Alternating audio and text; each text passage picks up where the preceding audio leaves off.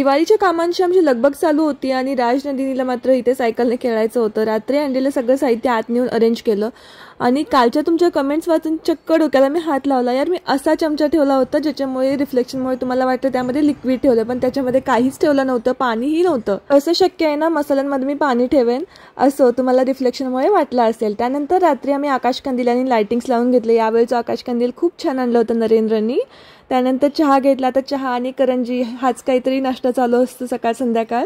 त्यानंतर मग म्हटलं एक मेकअप लुक शेअर करूया तुमच्याशी. या मेकअप ब्रशची लिंक मी इथे कुठेतरी मेन्शन केलेली असेल स्क्रीनवरती, नक्की चेक करा.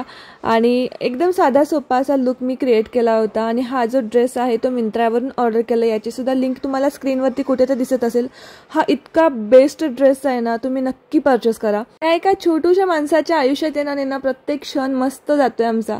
त्यानंतर राज नंदिनी आणि तिची बाबांची मस्ती चालू होती. तोवर म्हणलं आपण आता दीपदान आहे तर आपण दीप बनवूयात कणकेचा. नेमकं लाईट गेली होती आणि नशीब लगेच आली सुद्धा. त्यानंतर सगळी तयारी करून घेतली. मी फर्स्ट टाइमच करत होते, मला ॲक्च्युली याबद्दल माहीत नव्हतं, पण आता सध्या सोशल मीडिया किंवा मग जवळचे लोक सांगतात की याचं महत्त्व किती आहे. सो म्हणलं आपणही करून घेऊयात आणि छानसं असं घराची सजावट आम्ही केलेली आहे. तर चलो बाय.